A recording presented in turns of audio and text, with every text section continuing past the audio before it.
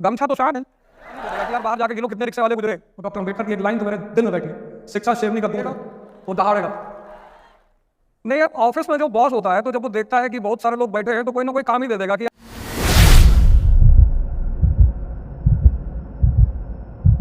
यार बाहर जाके गिनो कितने रिक्शे वाले गुजरे। अब यूपीएससी एक ऑटोनोमस बॉडी है, कोचिंग इंस्टीट्यूट्स तैयारी करा रहे हैं, एक फिक्स पैटर्न पे क्वेश्चन बना रहे हैं।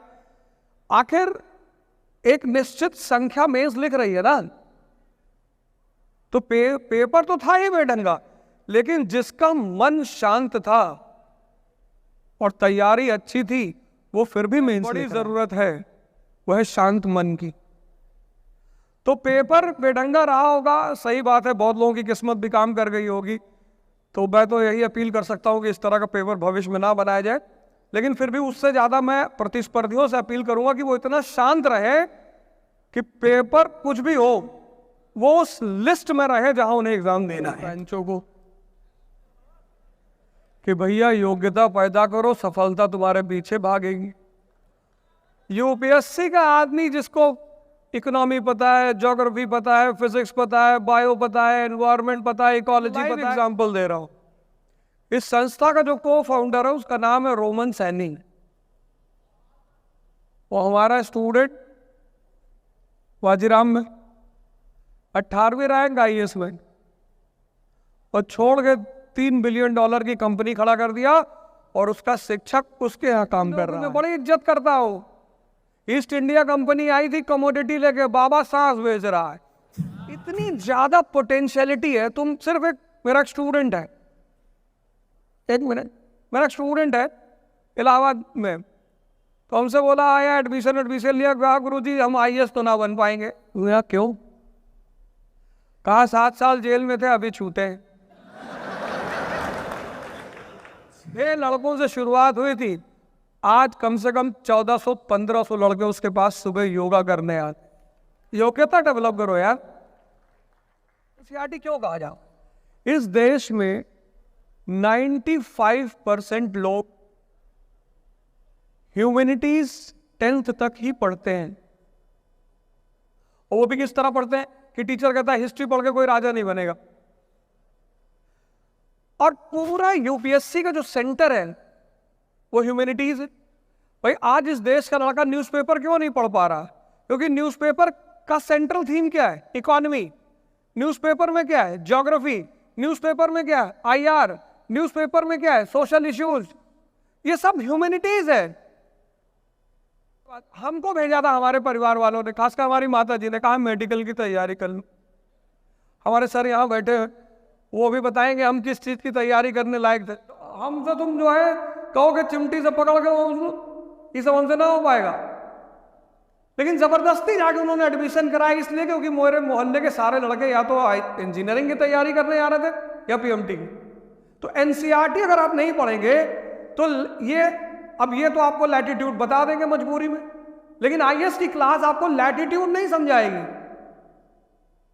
और जिसको लैटिट्यूड नहीं पता उसको कैसे पता चलेगा कि यूरोप के क्लाइमेट में और अफ्रीका के 0 डिग्री के क्लाइमेट में सबसे बड़ा प्रभाव किस चीज का है?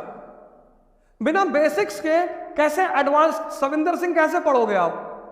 आपको फोर्स नहीं पता। अभी आपसे कोई कह दे कि भाई साहब आप शीशे को पिघला रहे हैं, स्टेट मैटर 3 स्टेट है, सॉलिड, लिक्विड, गैस।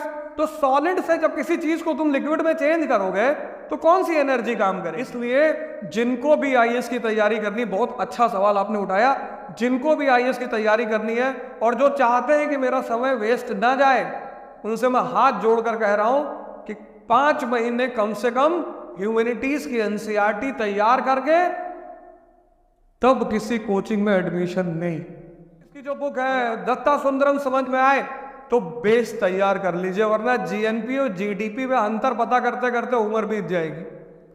और हमारे न्यूज़पेपर, भाई Hindu newspaper Tamil Nadu south India में चलता है, वहां का एजुकेशन रेशियो बहुत हाई है और अच्छा भी है। हमारी तरफ तो अपने अपने न्यूज़पेपर। अब हमारे देश में शायद ही किसी को पता हो कि बजट क्या है। भाई आपने अपने नौकर को 1000 रुपया दिया कि जाओ बाजार खर्चा करके आओ, और लौट के आया, आपने हिसाब नहीं मांगा, फिर तो वो उड़ाने लगेगा ना। इस देश की जनता अपने प्रतिनिधियों को संसद में बैठाए हुए, पर उनसे हिसाब ही नहीं मांगती कि मेरा पैसा कहां खर्चा करते हो, तभी तो लुटा रहे हैं। तो बेसिक्स को तैयार करिए। सिर्फ अब इधर स्थानीय न्यूज़पेपर अजीब अजीब से न्यूज़पेपर अजीब, और फ्रंट लाइन की न्यूज ही अजीब है। 5 बच्चों की मां प्रेमी के साथ फरार, हिंदू उठाया, उसकी फ्रंट लाइन पड़ी डेमेस्कस इन डेंजर। तो तुमको ये नहीं पता चला कि डेमेस्कस नाउन है कि प्रोनाउन है कि एडजेक्टिव है, तुम मीनिंग ढूंढ रहे हो। 2 दिन बाद तुम्हारी तरह कोई लड़का बगल से निकला, कहा हमें डेमेस्कसवा सीरिया में है। नहीं बन सकती, ऐसे बिना एनसीईआरटी के कोई आईएएस नहीं बन सकती। क्षमता रखते, उनके पास यूट्यूब पड़ा हुआ है, ऐसे हमारे जैसे हजारों टीचर उस पर पढ़ा रहे हैं, वहां से दिशा। सिद्धार्थ की क्षमता है तपस्या कर देगी, जज्बा है। जो डॉक्टर अंबेडकर की क्षमता रखते हैं कि हम भूखे रहेंगे लेकिन पढ़ेंगे, उनको कोचिंग की जरूरत नहीं। लेकिन जिनको एनवायरमेंट चाहिए, एक साहब से उन्हें पूछा दिल्ली का आया हो, कहे भैया वहां एनवायरमेंट नहीं है। हमने कहा यहां कौन सा एनवायरमेंट है, स्पेलिंग लिख के दिखाओ एनवायरमेंट की।